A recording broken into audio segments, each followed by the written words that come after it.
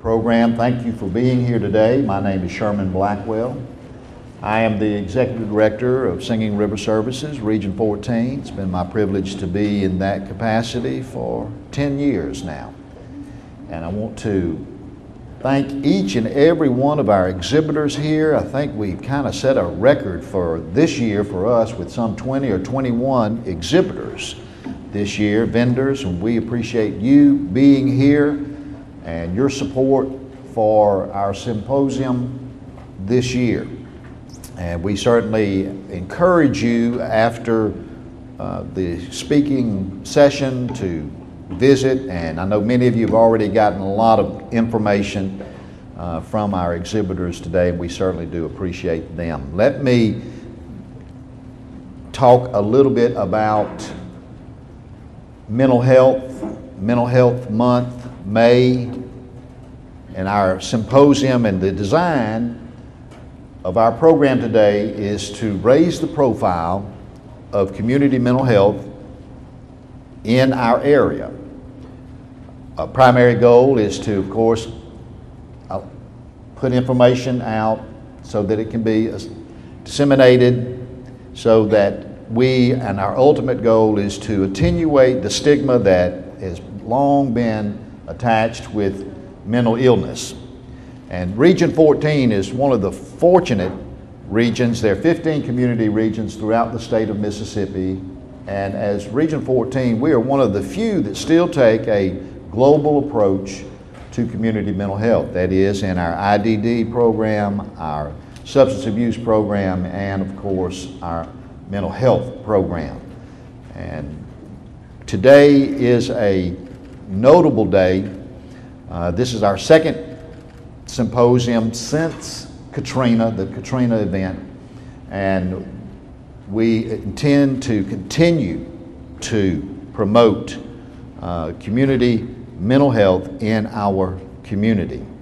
Many people, 1 in 5 individuals within a 12-month period of their life, 1 in 5 will suffer some type of mental health issue that will range from depression to substance abuse issue. And so we think that it's noteworthy and it's very important. We believe that mental health matters, and raising the awareness in our community is critical. And when mental health issues come to the fore, people want assistance, and they want it pretty quick when they want it. And so our attempt here is to educate the community, and thank you for being here today. I will say that Miss Ruthie Lawrence is here. She is a board member for Singing River. If you will, raise your hand. I know you got a hurt knee or leg. Look at her. She did good. Give her a hand, would you? She's there. We appreciate her. Wilma Dansby is here. She is, Wilma, if you stand up, she is part of our advisory board. We appreciate her being here today. Carl Steinberger, who is our board attorney. Carl?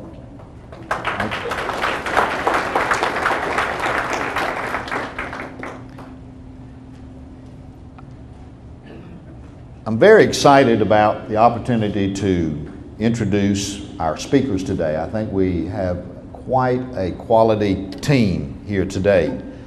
Dr. Mark Yeager is the Executive Director of TEAM, and he's going to explain what that is. And many of you have seen him recently on our local program where Mark has spent a lot of time in investment and energy and study, and he is an experienced expert in the field of autism spectrum. And Mark has been with the Department of Mental Health for 25 years, and now since last July he has been the Executive Director of TEAM, and he has so many things that he does, and he crisscrosses not only this state but the whole Southeast talking and about autism and the issues surrounding that. And as you know, those issues continue to be more and more important in everybody's daily lives. And so without further ado, I'm going to go ahead and introduce Dr. Mark Yeager, who's going to come talk to us for a few minutes. Dr. Yeager.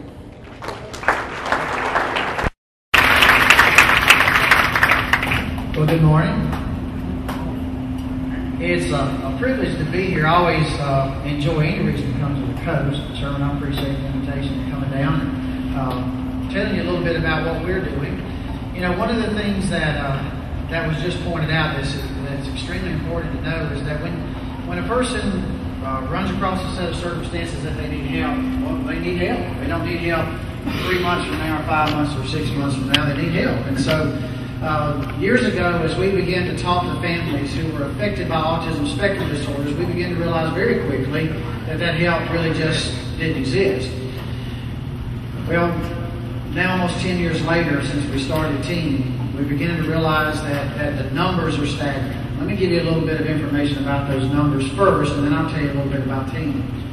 1 out of every 150 children, according to the Center for Disease Control out of Atlanta, will be diagnosed with an autism spectrum disorder. 1 out of every 150. 1 out of every 194 boys will be diagnosed with an autism spectrum disorder. And what that means on a personal level is that if you don't know someone who's affected by autism right now, it's just a short matter of time before you will. It's amazing as I begin to talk to people across the state, across the Southeast, that people constantly tell us, you know, 2 years ago I knew nothing about autism. I heard it in the news, I saw it in a magazine, and now I have a nephew or I have a grandchild who's been diagnosed with autism. The other statistic that I think that is staggering about autism is that it has experienced an exponential growth. Somewhat of an undetermined reason. There's undetermined reasons why, but it has experienced an exponential growth. As a matter of fact, in some parts of the country, as much as a 650 to 800% increase in the last 10 years. Now, some of that's attributed to better diagnosis. Some of it's attributed to the fact that we now better identify certain things as being a case of autism as opposed to something else. But it doesn't explain all the increases, and that's one of the things that the autism field is working diligently on trying to identify what are some of those causes. Now, there's all kinds of controversy, and we won't get into those controversies right now. But the reality is there's a reason for it, and some of the research is going to get us closer to what those reasons are. We may never know all the reasons. You know, autism is sort of misunderstood, though. And one of the other reasons it's misunderstood is because when people think of autism, they think of Rain Man. We saw that movie Rain Man years ago, and we think that every person with autism looks like Rain Man that was in that movie. And that's just not at all true. As a matter of fact, when you've encountered one person with autism, you've encountered one person with autism. They're all very different. They're very much different from each other in the way that they behave, and the way they interpret their environment, and the way they engage people in that environment. And so one of the things that we do at TEAM is we understand that we're not a research organization, nor do we really want to be. There's other people that have different minds to do that. That's not what we do. We also realize that we can't provide all the services that are needed out there, but we do know that we can provide some. And one of the things that TEAM has said as its mission is this. We believe that it's our responsibility to identify services that are available across the state and through the Southeast, and connect families with those services once they call us and they need those services. So in that spirit, we've started a website, and I brought some brochures that I'm going to leave that will be available on the main table out there. We've started a website. It's TEAM, and TEAM, by the way, in our case, is TEAM with 2 A's. It stands for Together Enhancing Autism Awareness in Mississippi. We have this website that people can go to find out some basic information, and if they need further information, we have a statewide toll-free number that people can call into and ask questions and get some assistance and direction in what their next step might be. So that was one of the missions of TEAM. But having somebody to talk to is good, but it's not always getting you closer to where you need to be. And so one of the things that we heard as a common theme as we talked to families across, especially Mississippi, we heard that families really, they may can find a doctor, they may can find a therapist, but at the same time, our kids really aren't getting an opportunity to be kids. They're not getting to be adults who have recreation or have friends. And so with that in mind, TEAM began to look at what are the possibilities for us to do some of those types of services, because we can provide those services. So 8 years ago, we started a summer camp program called Camp Kaleidoscope. It's for kids. That one's for kids from 7 to 17. Our first summer, we had 14 kids. This summer, we'll have 140 kids. We'll probably have about 50 kids that we won't have space for, which is sad. So we're continuing to try to grow a program that has been amazingly successful. Camp Kaleidoscope not only is a good opportunity for the kids, but it's a good opportunity for people that want to be a counselor, that want to learn about autism. So last year, we attracted counselors from 6 different countries. The furthest counselor traveled from Namibia, Africa, to come be a counselor at our summer camp program. So that says a great deal about the respect that the camp has acquired. Nowhere else that I know of can you see 70 to 80 individuals who have autism in the same place at the same time and learn from them. That's an amazing opportunity that most professionals only dream about having. So we started that program. We're in the process of starting other programs. We have a program called Array, which is Adventures in Recreation for All Youth. That's a youth-based program as well, too. But we're also developing a program called Walape, which is an adult program that's similar to the Array. And what it is it's a weekend opportunity for individuals to come together with their peers, have fun, do some things. We have one that we're working with Dr. Blackwell on as going to be here on the coast. It's going to be for youth and other individuals that want to come out and help us out with it. It's going to be a fun weekend of doing beach combing and marine research. So we're planning programs like that as well too. And that's exciting to be able to go to an area that needs those kinds of services and design a program that sort of fits the region. You know, you can't go beach combing in Tupelo, but you can come down here and do that. A lot of people want to do those kinds of things. We also have some programs in this area that we're trying to develop a program for a tour of the shipyards for kids that are interested in seeing how that works. We also want to go spend the night on the USS Alabama battleship. So we've got a variety of different things that we're trying to do for youth. For adults, we're trying to develop similar type of recreational activities that are event and theme based, and we call those Walape programs. So there'll be more about those on our website as well too. The other thing that team began to look at as part of our mission is where is it that the state needs to see these services begin to be developed.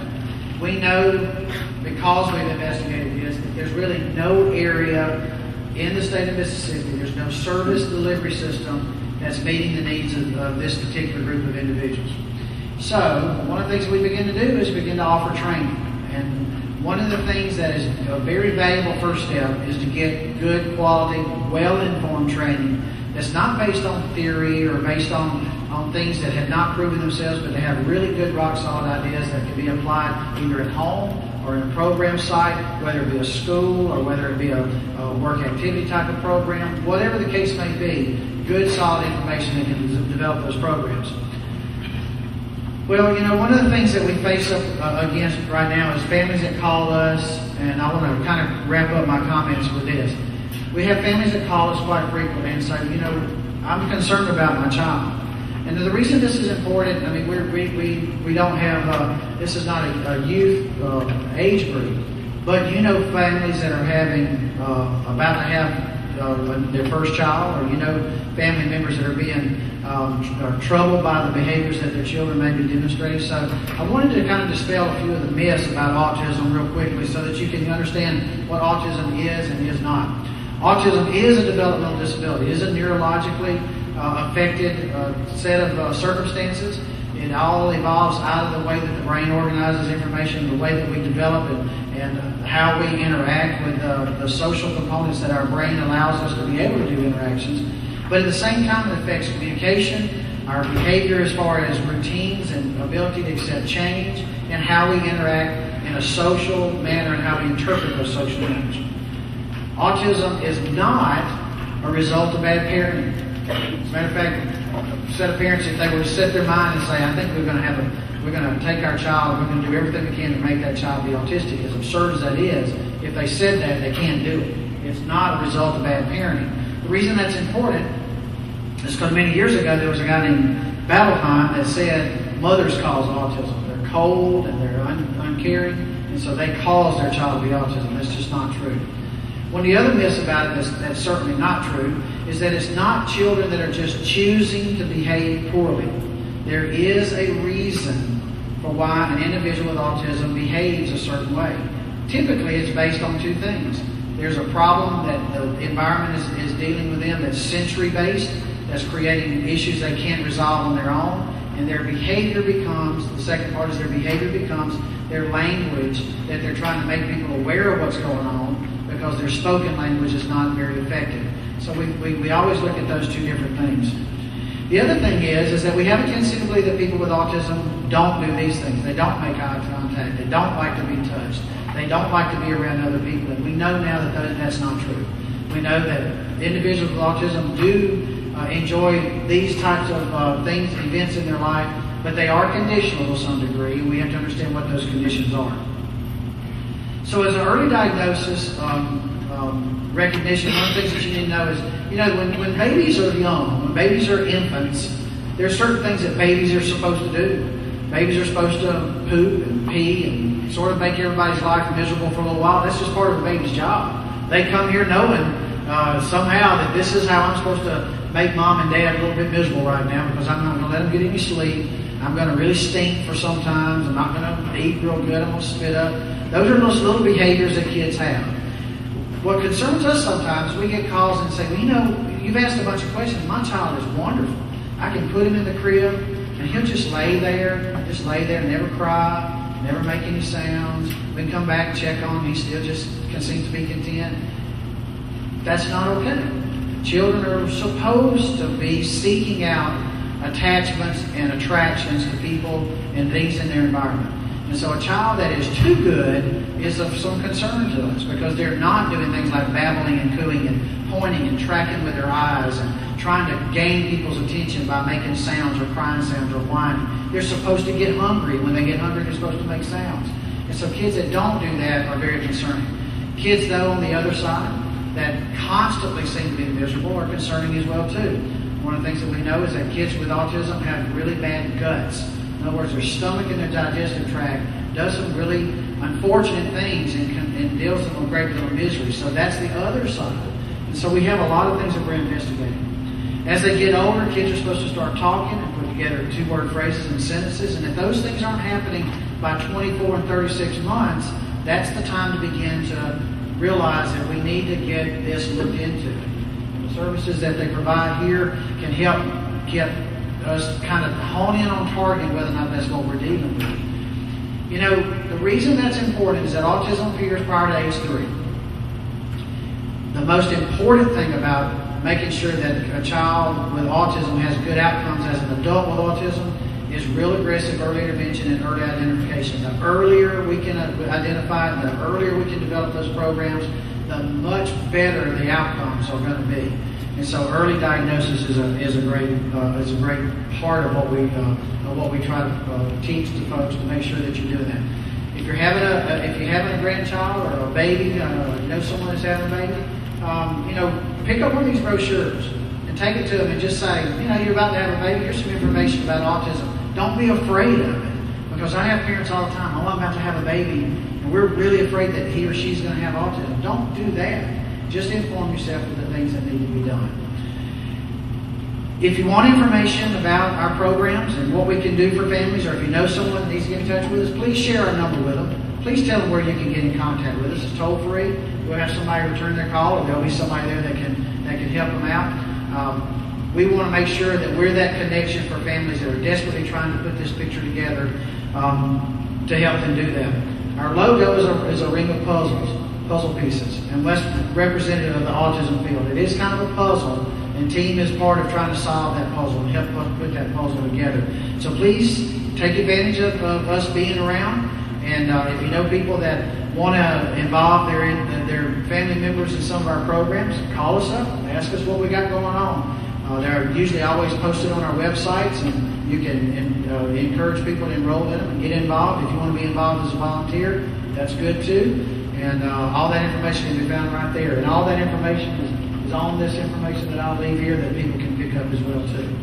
So, with that being said, what I want you to understand is this. A person with autism, even though they may behave very differently than most you and I, the one thing that you need to remember is they're just like you and I. And they have the same needs. They want the same things that everybody else wants. We just have to be differently understanding, because the way that their behavior is an obstacle for them. It's very important that we are understanding of that behavior as being part of their communications. And that's sometimes difficult for us to get through, but it is part of what it is that they're trying to communicate with us and help us better understand how to get through those obstacles so that we can be part of the solution. So thank you again, and I hope that you'll take advantage of us being a resource, and y'all have a good symposium.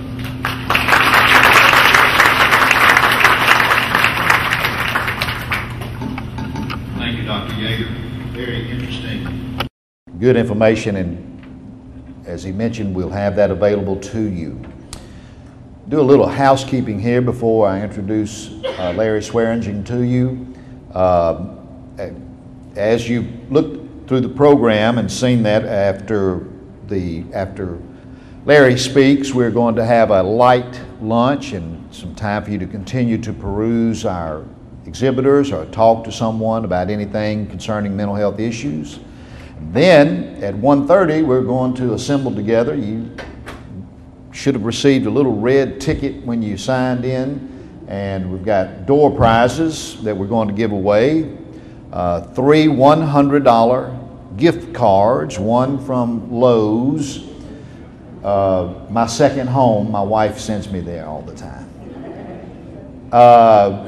One from $100 from Belk, her second home. That's where I find her when I need to find her. And then Walmart. That's our second home. So, and $100 gift cards from each of those. These plants, is that right, Karen? These 3 plants, and then we have 3 flower arrangements around here that we're going to give away. And also our good friends at Gulf Oaks have a gift basket, I believe. So we're going to do that. And then we encourage you to stay for the lunch and just a time to interact. And it's got Dr. Yeager here, and Larry Swearingen, and these folks can give you a lot of information about a lot of things, and particularly autism and mental health issues. It's always a delight to have Larry Swearingen here. 15 years ago, when I came to my home at Singing River, as soon as I heard about it, I got here as fast as I could and started as a therapist and working, and then got involved in interacting with the state. And one of the first people to befriend me, who initiated a friendship to want to get to know me, was Larry Swearingen. Larry is, I kidded him, and we've talked about that. He is one of the truest individuals in the Department of Mental Health, or from the Department of Mental Health, and there are many there. But he was certainly in the vanguard of advocating for the individual who was receiving the services. I've been in several meetings with Larry over the years. Part of his portfolio was tweaking the standards, the regulations that govern and rule community mental health centers and other agencies. And one of his main thematics was, is this being duplicated somewhere else? Is this piece of paper already holding some information somewhere else? And to try to streamline and help assist, particularly community mental health centers, get on a faster track for service delivery. And he was successful at that. He had a few words to say to people along the ways about that, but he always got his point across and was very clear about where he stood. And one thing again here is, of course, he really, really cares. He was going to be a coach, a football coach. And, you know, there's some that say that he intercepted a pass from Joe Namath when he was at Mississippi State, claim to fame. He said there's a video of it somewhere.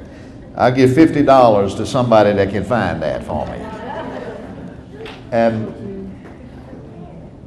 And started in one field and ended up and actually was at the ground floor, as Dr. Yeager said in our previous conversation, for the Department of Mental Health.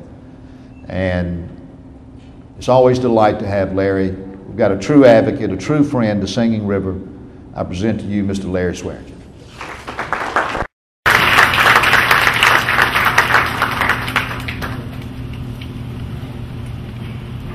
What Sherman was trying to say is most people call it somewhat a word I can't say in the group, but antagonist certainly fits somewhere. He is right. For some reason or other, I've always had to feel for the people that were receiving the services. I think it was a God-given thing. I don't think it was anything that I've done. It was something. We all have a mission in life, and I think that might have been mine. I want to give you a little bit more history about myself, simply to put in perspective what I'm going to say. I started out, the first job I had, I was an assistant coach at Mississippi State on the freshman football team, which at that time did not play with the varsity. So you say that was a long, long time ago. And I've been an assistant manager of an insurance company.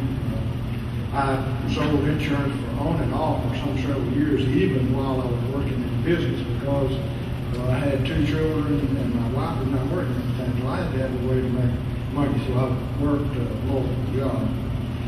I entered the mental health field as a program development specialist, and at that time, there were probably only, I can't remember exactly, but I think there were 6 community mental health centers in the state of Mississippi when I started, and now there are 15.